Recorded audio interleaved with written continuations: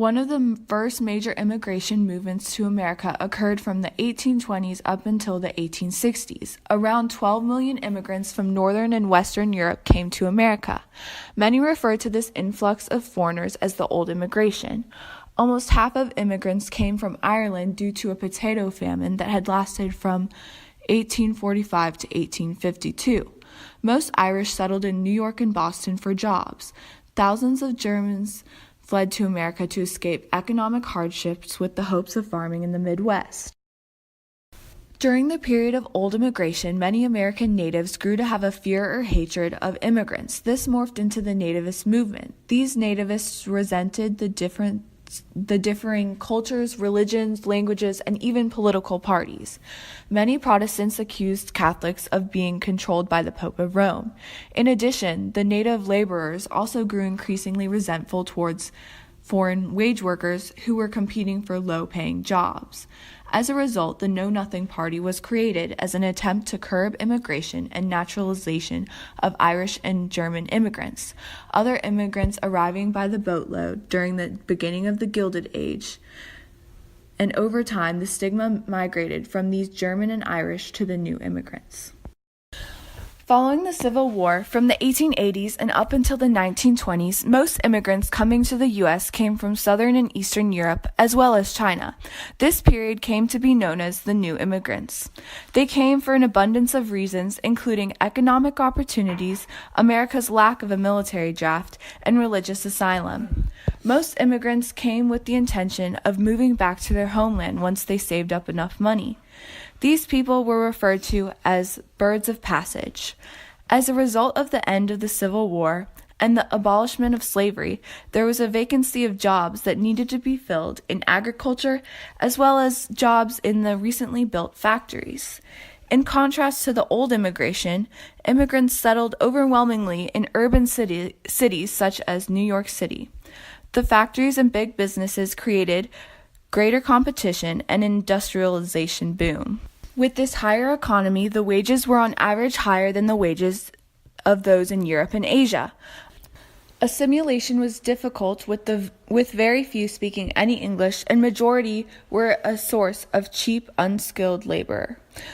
But with the wave of new immigration and the economic crises of the 1870s and 1890s came the resurrection of the nativism and Know Nothing Party in the form of the American Protective Association.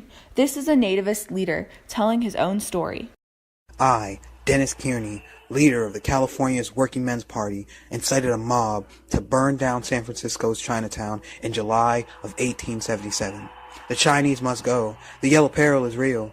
You may know it as the Yellow Terror or the Yellow Specter, but it's all about disease-ridden, uncivilized Chinamen taking our jobs. The nativist movements were successful in some cases in limiting migration into the U.S. To regulate the influx, there were two major immigration stations for immigrants entering the U.S. Southern and Eastern European immigrants coming to New York were stopped at Ellis Island starting in the 1890s. Their criminal records were checked when they were given a physical to determine if they had any diseases. Helga Malman, a Serbian immigrant, recalls her arrival to Ellis Island. After 1892, nearly all immigrants are coming in through the newly opened Ellis Island. The boat anchored at mid-bay, and they tendered us on the ship to Ellis Island. We got off the boat, you got your bag in your hand, and you went right into the building. The day must have had 5,000 to 6,000 people there, jammed. I remember it was August, hot as a pistol, and I'm wearing long johns and a heavy woolen suit. Differing from the Ellis Island immigration port, the Angel Island immigration station in California employed more discriminatory policies that were used to prevent Asians from immigrating. In Tung Pak Chin's memoir, Paper Son's One-Man Story, he cast light on largely hidden experience of the paper boys, or Chinese who immigrated to this country with false documentation stating that they were blood relatives to Chinese Americans who had citizenship in the U.S. He recalls his experience from Angel Island Station. U.S. officials hope to deport as many of us as possible by asking vague, confusing, and absurd questions about Chinese villages or our family history, and we couldn't possibly answer all of them correctly. Us men were housed separately from the women, and as detainees, we spent much of our time in the barracks, our morale deteriorating between the brutal interrogations. I'm getting confused by all these questions, and I'm scared that San Francisco Bay will be as close as I'll ever get to the American mainland.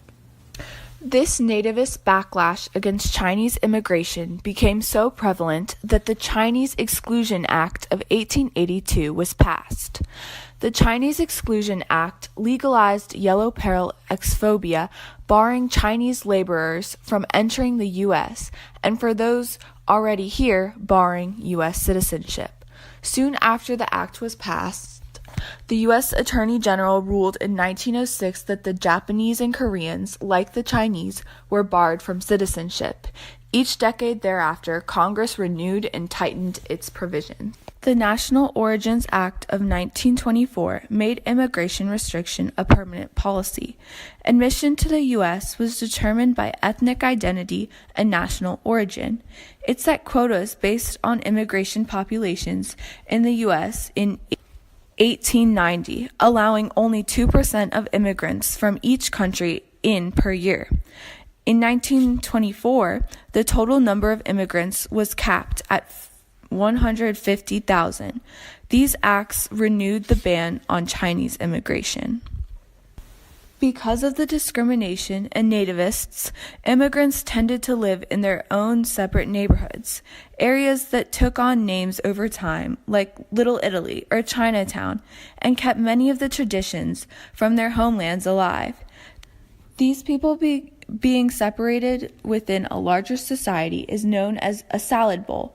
Differing cultures mix, but remain distinct in some aspects. As time progresses, immigrant and American cultures become more mixed. This is called the melting pot theory, where many different cultures assimilate. The mixing and blending of immigrants created the America that we know today.